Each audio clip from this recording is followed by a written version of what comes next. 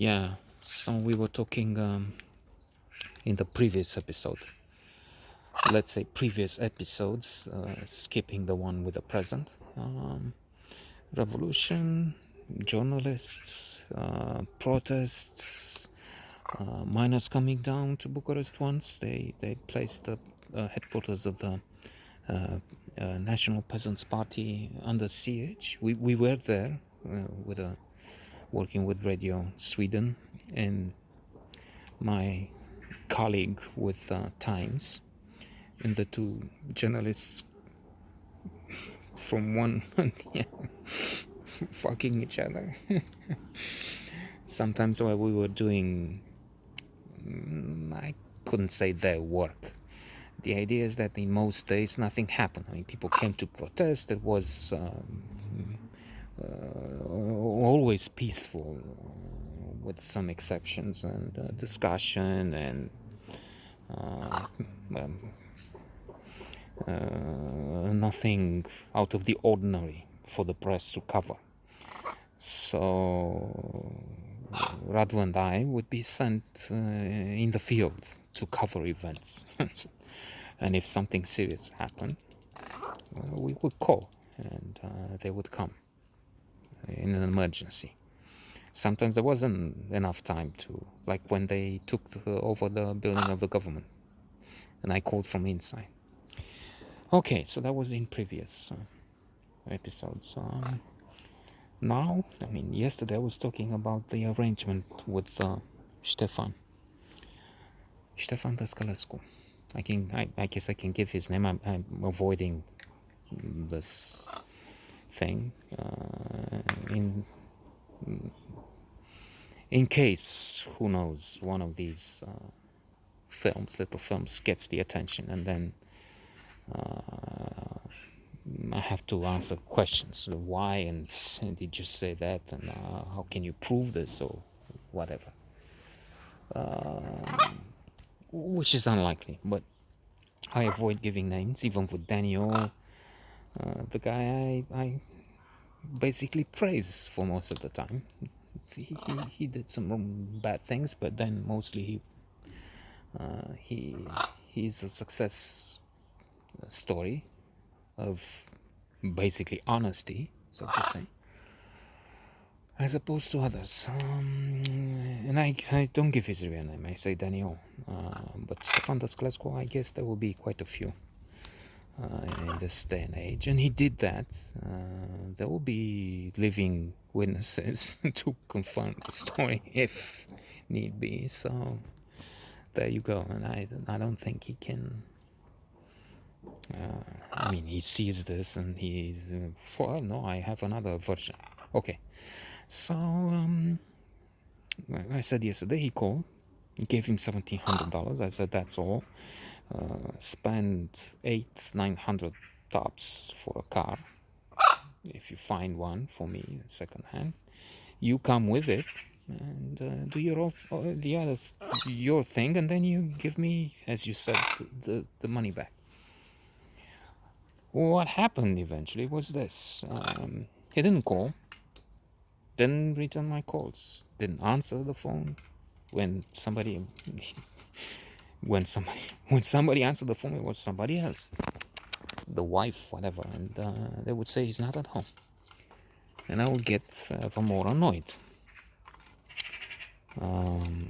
because then he said, again, the details are foggy to some extent, but the big picture is correct. In that, at one point he says, look, there was a problem, and I got you a car of $1,700.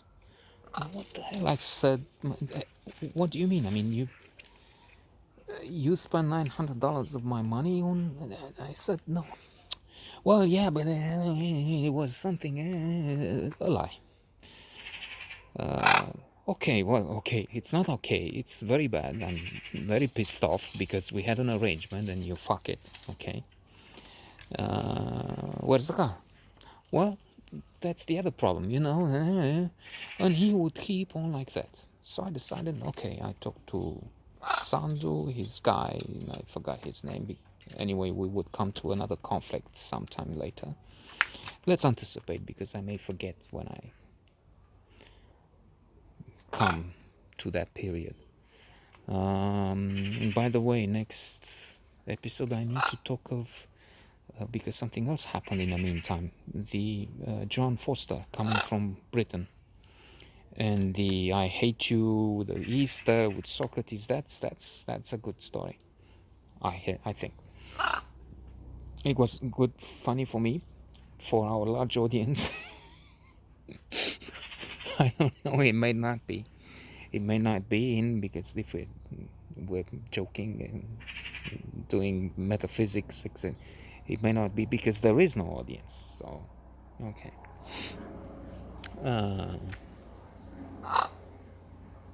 On the other hand, maybe the story is not so wow, glamorous and phenomenal, and therefore it deserves no audience. So there's a fair thing here happening. Okay. I said that because I just remember I can't go on a sideline quite like that. So eventually, with this car, some 2 years later maybe, I said to Sando, look, don't, you can use the car, that's fine, but don't use it for this guy, because he upset me. In the meantime, there was something with money, something he suggested, give me a loan with 10%, I don't know, something which sounded quite vicious. And I said, well, fine, you can suggest that, you can suggest a loan, you can suggest that I give you $10,000 just like that, or you can suggest it. It doesn't mean I take it. It also means that if you make this preposterous, it sounded to me, and I don't know what that was, and it doesn't matter, it was to me a preposterous offer, and so absurd, or maybe ignoble it sounded to me, that I said, okay, well, with this guy it's only business. I don't offer him a seat in my car. if he pays $200 to go around the corner, that's fine, for like a kilometer. We do the same. I mean, we have outrageous propositions between us to share, so it's like that. And then Sandu took this guy to Pitești, took him to see, I don't know, some relatives. It leaked, it transpired that this happened. I said, well, Sandu, what the hell? I mean, I said, you can use the guy, you should have gone there, no problem, but now with this guy. And instead of, I don't know, seeing the logic, the reason in this, and Sandu says, well, anyway, I don't work as a slave for an idiot or something like that. Idiot being me. So that kind of cut off a relationship which had been interesting, quite nice. And it will be in some following stories.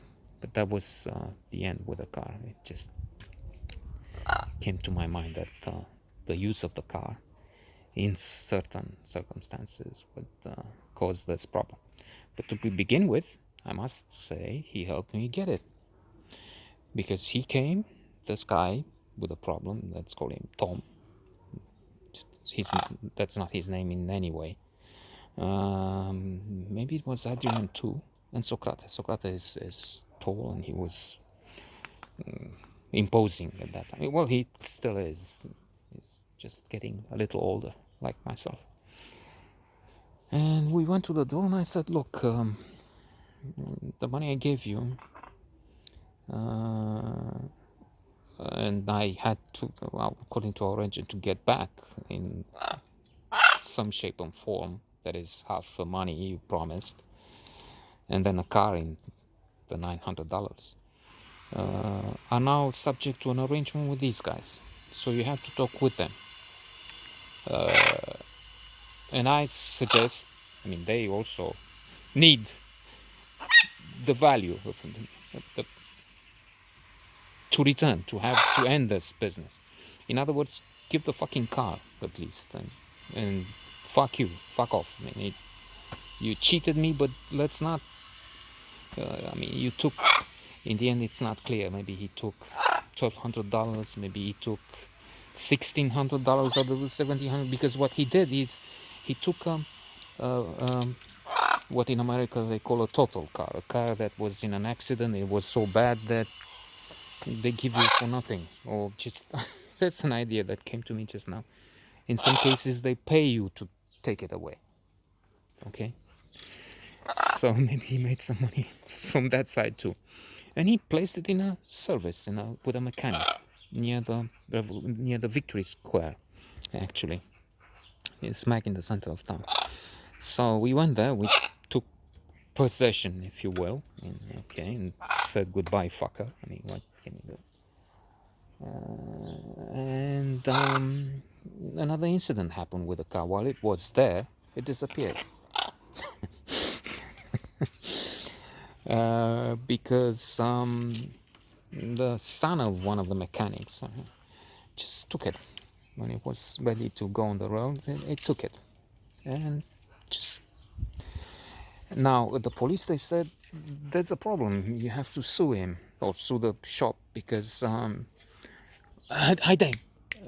We can't do anything about it. He didn't steal it. I mean, it was given on trust. It was on...